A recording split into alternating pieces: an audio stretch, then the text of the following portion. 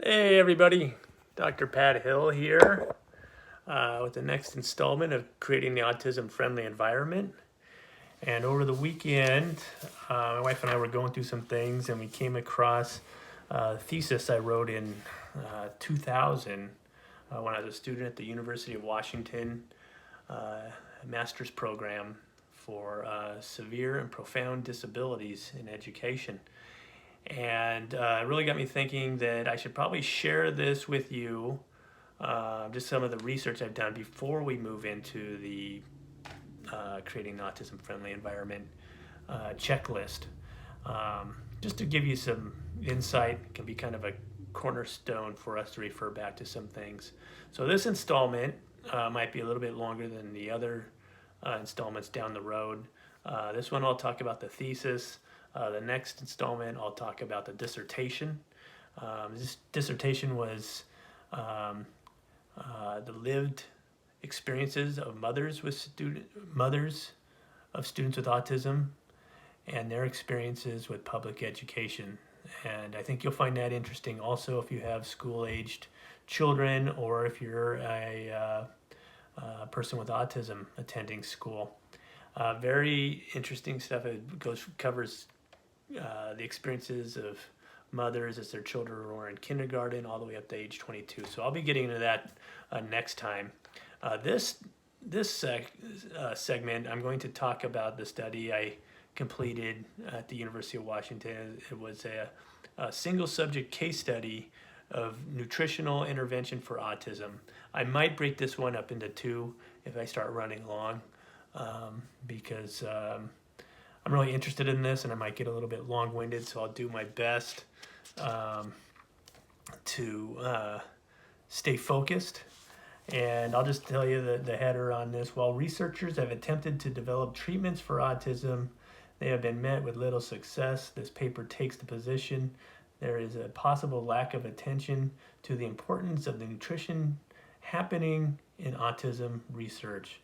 This paper develops a model for the cause and effect relationship of nutrition and autism. The research attempts to illustrate the relationship through a single subject case study and personal experience. The case study did indeed uncover a relationship. And so just as a precaution moving forward, I want to make it clear that I'm not offering medical advice. This is a study that I participated in 20 years ago, but I think if it can be useful to you for your own knowledge, for your own research, it's out there. And by the way, if you have any questions about anything relating to this, please text me. I'm at 760-447-6965. And I'm happy to answer any questions you have, and I could send you a copy of this study if you like. So I'll start. I have a lot of autism in my own personal family, and a lot of food issues, food sensitivities, and then a lot of trouble tolerating certain foods with many people in our family. And got me running over the years like, wow, maybe there's something to this diet and autism thing that might be genetic, that some overlapping traits that go in there. So that's what really got me interested in this. My uncle with autism spent a lot of time with us growing up, and really fostered my interest in autism from a young age, and kind of launched a career in education from that, in special education. So big question of this study: is there a relationship between genetics, autism, and food? The kind of traditional model is the common way of thinking is there's genetics tied to autism, and then with the autism there's symptoms. They can be sensory, behavior, can even expand into immunity, biological issues, And then along that row, we tend to focus on the treatments, whether it's medications, occupational therapy, speech therapy, behavior interventions. So that's where we kind of operate in education.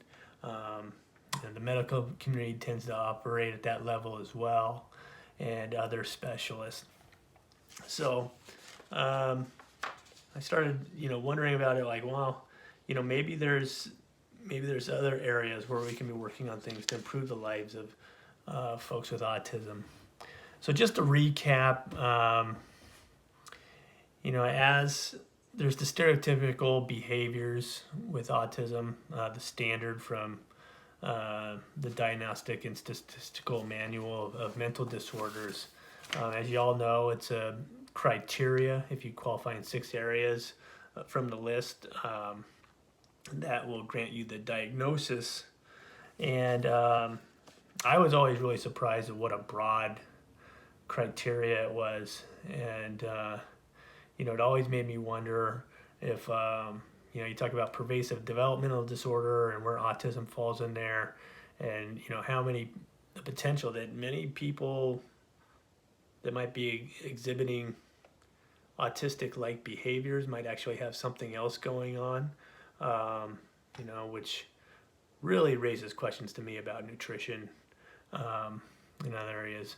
But again, this is not medical advice or anything. This is just raising questions, and, encourage everybody to do as much research as you can, because this really is a new science when it comes to autism in the grand scheme of things. But, there's the areas where you can qualify if you have 6 of those areas: impairment in use of multiple nonverbal behaviors, failure to develop peer relationships, a lack of spontaneous seeking to share enjoyment, delay and lack of spoken language, ability to initiate or sustain conversations, repetitive use of language, idiosyncratic language, lack of varied spontaneous make-believe play or social initiative play, restricted, repetitive, and stereotype patterns of behavior, interest, and activities, inflexible adherence to specific non-functional routines or rituals, repetitive motor mannerisms, persistent preoccupation with parts of objects. And those are the main areas. And it's interesting when you work in the field for a while, special education, and dealing with parents, and not dealing with, and interfacing with parents and hearing their perspectives. A lot of the parents will tell you a lot of interesting information that you start seeing across the spectrum of students you work with that don't necessarily fall under that diagnostic criteria, but you'll see things like abnormal sleep patterns, extreme food preferences, tactile defensiveness. You'll hear some of them say that there's nutritional deficits, and some that are seeking alternative medicine might hear the term leaky gut syndrome come up, colitis, stomach ulcers, abnormal levels of serotonin and dopamine, food allergies and food intolerance, weak immune system, violent temper tantrums and self-injurious behavior, high anxiety, sensory overload, poor motor skills. So those are the kind of things that you hear people talk about all the time, but aren't necessarily in that DSM criteria. So personally, I had ulcerative colitis. Started when I was about 16. I was diagnosed when I was 18. And it was very interesting. I had always felt bad after eating. I was fortunate enough to marry a woman who took me to a naturopath and did some blood work. Dr. Leo Scott out of Spokane, Washington. He did some work, and I was on meds for the colitis, and the symptoms were gone, but I still felt horrible, especially after I ate. And I just wanted to curl up in a ball and sleep every time I ate. And I just thought that's the way people feel all the time. And so I went to this naturopath and had some blood work done. And he said, stay away from these specific foods and you should be able to get off your meds and be fine. And, I didn't really, believe it. I had tried to get off the meds a few times in previous years, and every time the symptoms would come back, I'd have the flare-ups. But this time they did not, and I actually haven't had a flare-up since then. I'm now in my 50s, and the only time I did, I had one, and that was because I was traveling, and I decided just to eat whatever I wanted, and lo and behold, the symptoms came back.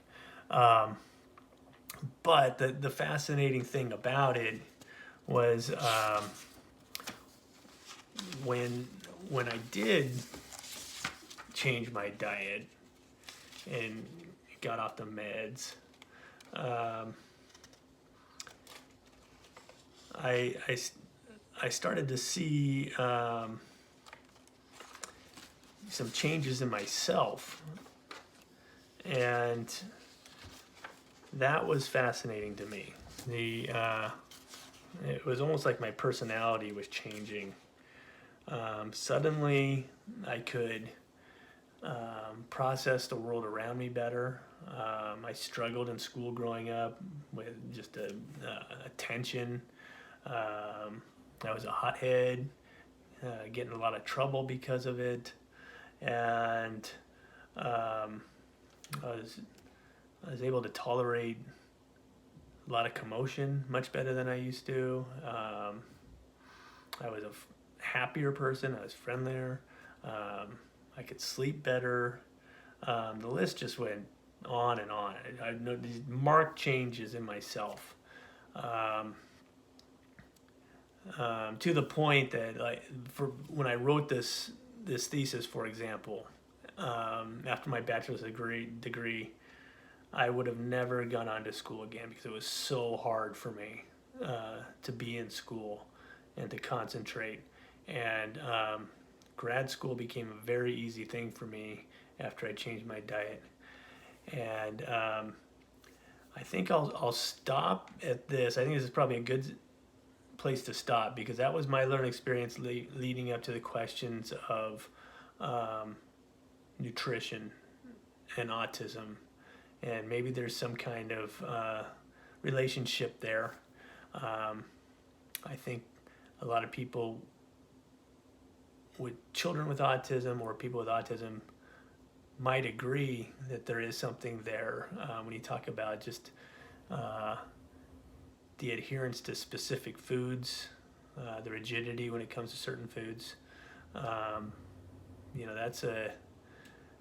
That's a behavior, and it's probably a behavior with a cause.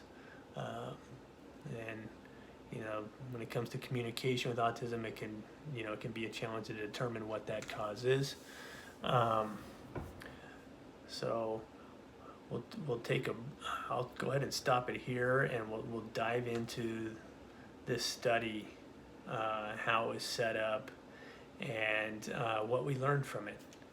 So sorry if I'm long-winded about it. It's been 20 years since I looked at this study, and it's a lot of fun to look at it again because not a whole lot has changed in 20 years when it comes to education and autism and the treatment, the interventions for autism. So having a lot of fun doing this with you, and looking forward to the next installment.